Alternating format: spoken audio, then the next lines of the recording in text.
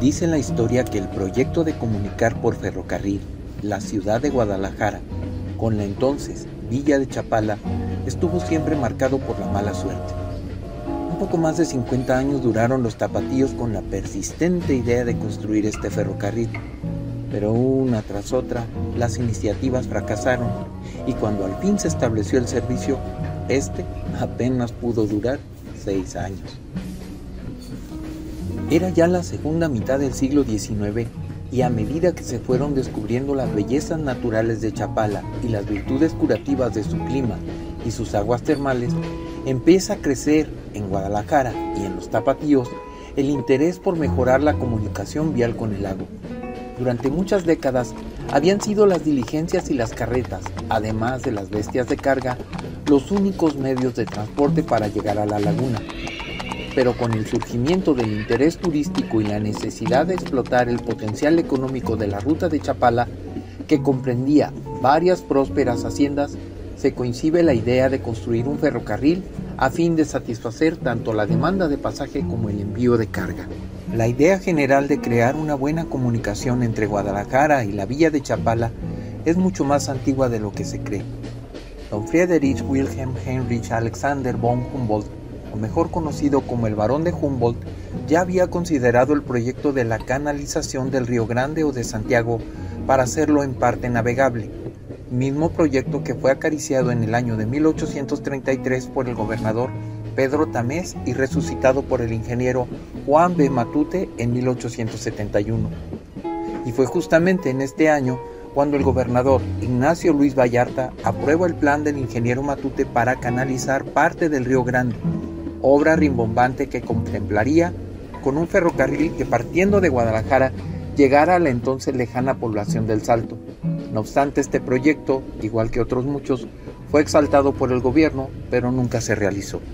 Pasó más de una década y en el año de 1882, tras la caída del gobernador Fermín González Riestra, el señor Julio Arancibia obtiene una concesión federal para construir 2 ferrocarriles, uno entre Guadalajara y Chapala y otro de Guadalajara a Panacatlán, tocando las poblaciones de La Barca y La Piedad. Aquella autorización fue aplazada varias veces hasta el año de 1886 para dar oportunidad a que se iniciaran los trabajos, pero estos nunca se iniciaron a pesar de las facilidades que se daban y final y nuevamente la obra se declaró caduca. Tal fracaso se debió fundamentalmente a que cuando se otorgó la concesión el 6 de julio de 1862 ya se había expedido el permiso para el ferrocarril central, lo que ocurrió en el año de 1880, mismo que autorizaba la construcción del ferrocarril del Pacífico que pasaría por Guadalajara. Esto hacía infructífera la planeada vía a La Piedad y al perder esta ruta al concesionario solo le quedaba la de Chapala, pero pensando en la fuerte inversión que se haría, declinó también en hacerla. Fue el 5 de octubre de 1891 cuando el gobernador Pedro A. Galván publica el decreto que autoriza a los licenciados Mariano Coronado y Zenobio J. Enciso a construir un ferrocarril de vapor de Guadalajara al lago de Chapala con su respectivo telégrafo. Tal concesión era muy liberal, ya que facilitaba las expropiaciones para establecer los derechos de vía, declaraba que ésta sería a perpetuidad para los socios y exceptuaba de contribuciones a la empresa por un periodo de 30 años. Por ese tiempo, Guadalajara contaba con 100,000 habitantes y la villa de Chapala con 5,321. Para realizar su proyecto, los concesionarios escogieron el sistema de vías económicas Decauville, ideado en 1876 en Francia por el señor Paul Decauville. Mariano Coronado y Zenobio Enciso dicen en su proyecto para la apertura de un camino ferroviario entre Guadalajara y Chapala, publicado en la capital tapatía en 1892, que a raíz de la concesión se hicieron acompañar por los ingenieros Antonio Arronis y Mariano Schiaffino para reconocer el terreno por donde se construiría el ferrocarril.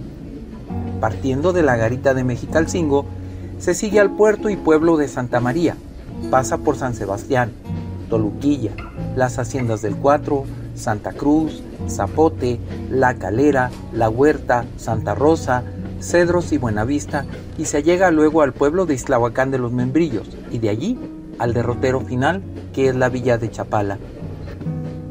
Advertían que el camino sobre el cerro para llegar a Chapala estaba abierto desde hacía 8 años para carretas y que podía construirse el ferrocarril con el sistema de Eucavil, ya que no era muy fuerte la pendiente ni muy grande la altura, además de que los turistas encontrarían encantadora la perspectiva que se desarrolla al dominar la cumbre desde donde Chapala se divisa a ojo de pájaro. Las embarcaciones como enormes gaviotas y aún las poblaciones de la opuesta orilla. Un amigo nuestro, decían, que está en Suiza, nos dice que no hay perspectivas más hermosas. Eso decían en su momento los promotores. En esta empresa justificaban el proyecto desde el punto de vista económico, destacando la abundante pesca del lago y la importancia del mismo como medio de comunicación, los abundantes bosques de los alrededores, los criaderos de fierro, plomo, carbón, piedra, petróleo, cal y hasta de plata y oro, susceptibles de aprovechar la producción de cereales, tabaco y queso, así como los fletes de las haciendas del trayezgo y desde luego los pasajes. Del lago a Guadalajara había entonces 4 caminos, el de Ocotlán, el de Atequiza, el llamado Camino de las Haciendas, que era el mismo marcado como trayecto para el ferrocarril, y el de Jocotepec. Por esos caminos circulaban diariamente unas 100 personas y se consideraba que con el ferrocarril viajarían no menos de 550. Por lo que se ve a las tarifas, el ferrocarril central cobraba entonces solo hasta Tequiza y en segunda clase 1 peso con 26 centavos por pasaje. Coronado y Enciso consideraban que poniendo el pasaje a peso por persona a Chapala resultaría barato, máxime que acá serían 56 los kilómetros recorridos, mientras que en el central solo eran 41. Luego, hacían cuentas alegres diciendo que el elemento personal, o sea, el producto de pasajes, debería ir necesariamente en aumento por el deseo natural de los habitantes de Guadalajara de visitar Chapala lo más frecuentemente posible. Esto por la belleza del lugar, lo excelente del clima, el desarrollo de los negocios y aún por motivos de salud. Respecto a los fletes, decían que un respetable hacendado nos hace un cálculo de que circulan diariamente por solo el camino de las haciendas 8 carretas cargadas. Cada una cobra 10 pesos por fletes, lo que da 80 pesos diarios, que después serán para nuestra empresa. Remataban señalando que uno de los grandes bienes que traería este ferrocarril sería restituir el comercio del sur a Guadalajara. El costo total de la vía se calculó en 346,044 pesos, proveyéndose solo 2 estaciones, una en Chapala y otra en Guadalajara, y en el trayecto paraderos en cada hacienda y en Islahuacán de los Membrillos. Pero a pesar de que muchos ya podían acariciar las abundantes ganancias, el caso es que este proyecto, igual que el del señor Arancibia 10 años antes, también volvió a quedar en eso, solamente, en un sueño. El ferrocarril que tanto se había anunciado no se hace realidad, pero sí el servicio telefónico que viene a reducir la comunicación entre Guadalajara y el ya pueblo de Chapala. En su ramo de fomento, el Archivo Histórico de Jalisco registra este importante acontecimiento en una comunicación del jefe político de Chapala al secretario general de gobierno. Y decía así: participa usted que con fecha 28 de noviembre de 1897 quedó inaugurada en esta cabecera la línea telefónica que, conectando en la oficina central de la capilla, nos pone en comunicación con esa capital. 7 años más tarde, en 1904, el general Porfirio Díaz Mori llegaría por vez primera a descansar a el manglar de Chapala y después volvería ahí año tras año, hasta que después de diversos hechos de armas, Porfirio Díaz Mori se ve obligado a renunciar y el 26 de mayo de 1911 sale del puerto de Veracruz en el buque Ipiranga con rumbo a Francia para exiliarse. Vendrían los aciagos tiempos de la Revolución. Sí, el ferrocarril no se hizo en tiempos de paz, menos se haría durante la guerra. Pero una vez que la Revolución se hizo gobierno, a partir del año de 1917, volvieron a la carga los promotores de la vía férrea. Ah, sí. En esta ocasión corresponde al señor Christian Shetland, noruego de nacimiento pero apasionado por Chapala, reanudar los trabajos en pro del ferrocarril. El trazo de la nueva vía es encargado al ingeniero Berger Winsness. En la memoria de gobierno de 1917, el gobernador Manuel Macario Diegues informa sobre la concesión para la vía férrea concedida a Christian Shetland con fecha 19 de marzo de 1917 entre la estación de La Capilla y la ciudad de Chapala, tocando Ixtlahuacán de los Membrillos con una longitud total de 26 kilómetros. En 1918 el señor Shetland se da a la tarea de construir la vía del ferrocarril que corría desde Chapala hasta la estación de La Capilla, ubicada sobre la vía a la Ciudad de México. En forma simultánea se armaron dos grandes vapores, el Viking para pasajeros de 2 pisos y la Tapatía para carga, los cuales por varios años hicieron su recorrido por los pueblos, teniendo su horario de salidas y llegadas en combinación con el horario del tren. Al mismo tiempo, se construye también en Chapala el hermoso edificio para la estación del ferrocarril, y después de ires y venires, de sueños fallidos y fracasos muchos, al fin, la esperada inauguración, la fecha largamente esperada por los tapatíos para la pomposa inauguración, por fin llegó. Se da para el 8 de abril de 1920, informó con gran detalle el periódico El Informador, el diario independiente que desde 1917 ha registrado la vida y el transcurrir de nuestro Jalisco. Esto en su edición del día siguiente, 9 de abril, en que se señalaba que partió por primera vez de esta ciudad el tren al simpático balneario de Chapala. La salida estaba anunciada para las 9 de la mañana y desde una hora antes, multitud de personas de las diversas clases sociales se encontraban reunidas en los andenes de la estación esperando con ansia la salida del convoy, que se componía de 8 carros de pasajeros. Al iniciar la marcha del tren, dice la nota, la banda de la Gendarmería del Estado ejecutó una alegre pieza de música que aumentó el entusiasmo entre las personas que iban a bordo del convoy, así como entre las que concurrieron a presenciar la salida. Calurosos aplausos y gritos de alegría se dejaron escuchar. La máquina parte en medio de una aclamación general, exhibía muchos adornos y en la parte superior ondeaba la bandera nacional. Una hora después, el tren hacía su arribo a la estación de La Capilla, donde se encontraba el gerente de la compañía noruega constructora del nuevo ferrocarril, el señor Christian Shetland, quien fue saludado con una calurosa y prolongada ovación y dianas ejecutadas por la banda y la orquesta que iba a bordo del tren.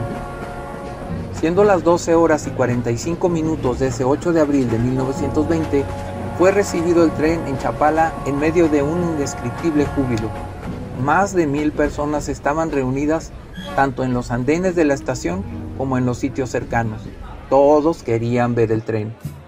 Fue el presidente municipal, ingeniero Salvador Ulloa, quien con la representación del gobernador Luis Castellanos y Tapia declaró inaugurado el nuevo ferrocarril, quebrando sobre la vía una botella de champán, eso sí.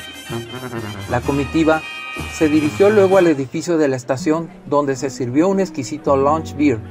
Luego se hizo un poco de baile en los andenes y después los invitados se dirigieron a Chapala, ya en canoas, ya a pie, hasta el Hotel Palmera, donde se celebró un baile que, según la misma nota, estuvo bastante concurrido. El edificio de la compañía estaba adornado con banderas de todas las nacionalidades, ocupando el lugar de honor las de México y Noruega. Luego del baile en el Hotel Palmera, a las 5:20 de la tarde se emprende el regreso a Guadalajara y debido a varias interrupciones motivadas por diversas causas, el recorrido se hizo en 3 horas y media, llegando a esta ciudad a las 8:40 de la noche. Para no variar, cabe señalar que la fecha inaugural se había tenido que posponer en 2 ocasiones. La primera, por la falta de autorización de la Secretaría de Comunicaciones, y la segunda, por esperar al presidente de la República, Venustiano Carranza, quien finalmente no pudo asistir al acto. En su obra Chapala, publicada en Guadalajara por el Banco Industrial de Jalisco en el año de 1954, Antonio de Alba señala que en un principio el tren realizaba un viaje por la mañana y otro por la tarde, pero después fue solo un viaje que salía por la mañana de Guadalajara y regresaba por la tarde. El tren salía de la estación del Ferrocarril Central y su oficina de boletos estaba en la esquina de 16 de septiembre y Madero. Tuvo también la empresa 2 elegantes autovías para servicios pequeños que, para no variar, tampoco dieron resultado. Sin embargo, dice Antonio de Alba, el hecho de entroncar con los ferrocarriles nacionales hizo del tren a Chapala un servicio muy caro e incosteable. Dice también que nunca fueron suficientes sus ingresos para cubrir sus fuertes gastos. Asimismo, el servicio de camiones de Guadalajara a Chapala, que ya comenzaba a hacerse con regularidad, acabó por darle la puntilla a este ferrocarril, que para terminarla de tronar, ese año de 1926, las fuertes lluvias desbordan la laguna más allá del malecón.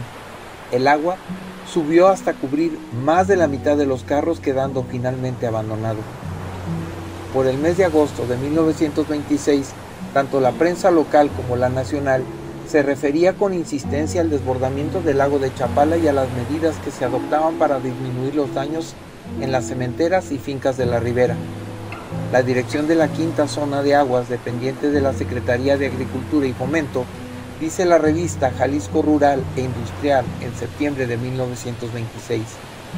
Ha dictado ya algunas disposiciones tendientes a alejar el peligro de inundación, tales como mantener completamente abiertas las compuertas de Poncitlán, desalojar la plaga del lirio en el cauce del río Santiago y abrir en su máxima capacidad los canales de Atequiza y Zapotlanejo.